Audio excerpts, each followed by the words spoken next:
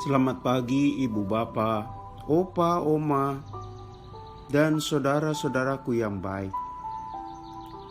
Puji syukur dan terima kasih kepada Allah, karena kasih setianya kepada kita, keluarga kita, terus berlangsung hingga detik ini. Pagi ini pun kita merasakannya. Kita masih membuka mata dan melihat betapa baiknya Tuhan atas kita.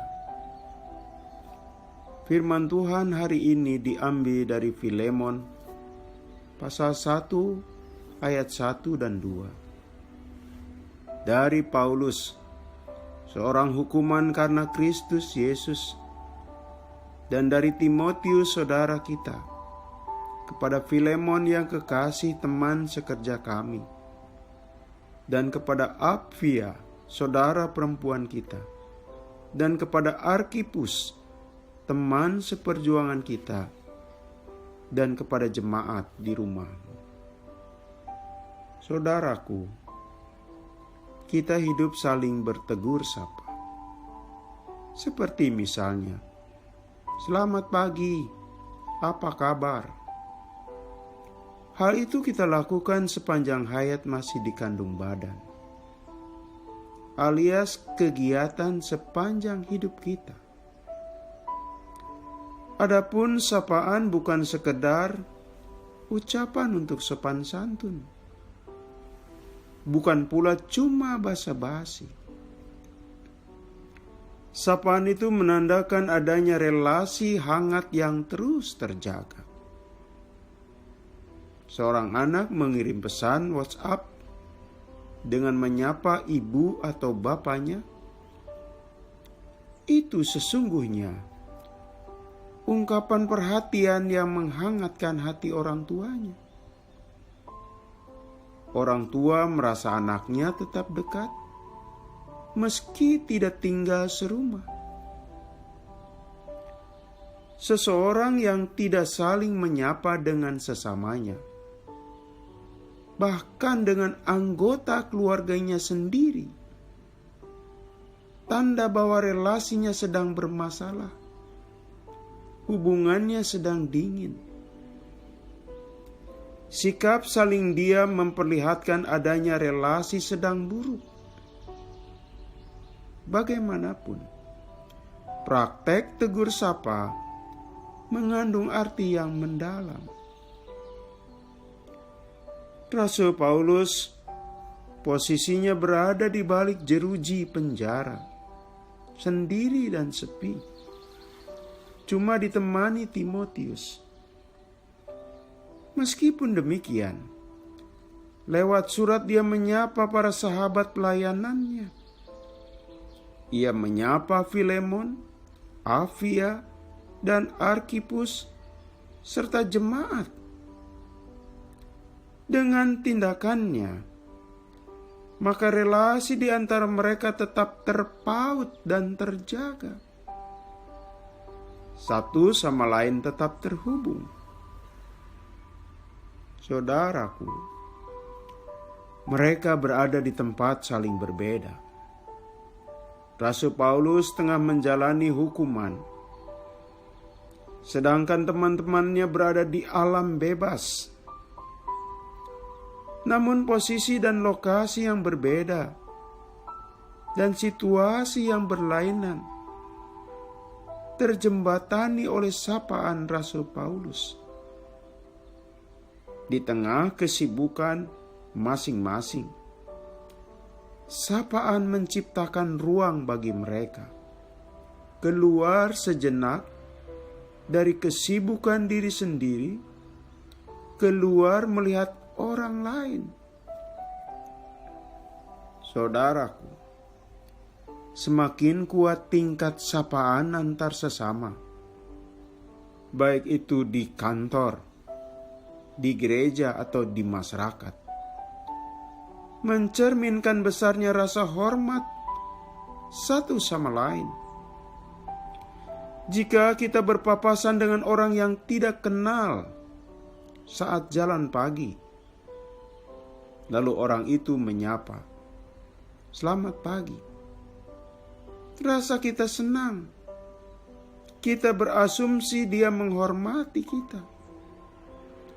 Meski sekali lagi kita tidak kenal sama sekali orang itu. Sebaliknya, suatu masyarakat ataupun kehidupan gereja yang kehilangan sapaan satu sama lain, maka kehidupan seperti itu kehilangan nutrisi yang dibutuhkan dalam sebuah kehidupan bersama.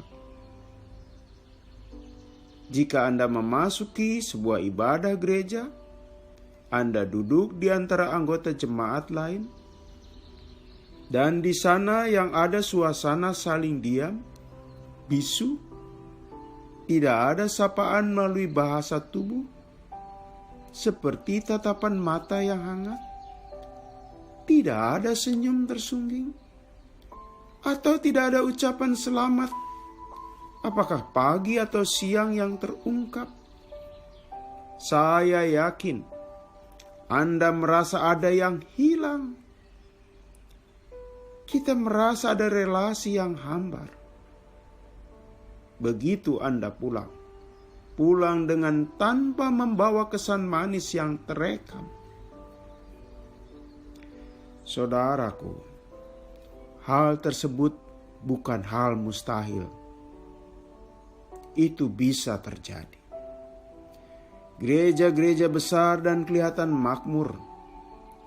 Anggota jemaat yang hadir ribuan bisa tidak mengenal yang duduk di sebelah kanan dan kirinya. Karena itu, ada liturgi gereja yang didesain, di mana di tengah-tengah ibadah ada bagian untuk salaman dan menyapa. Baik pendeta dengan anggota majelis, maupun majelis dengan segenap anggota jemaat. Untuk apa? Yaitu tadi, saudara-saudara, ibadah itu merupakan perjumpaan dengan Allah.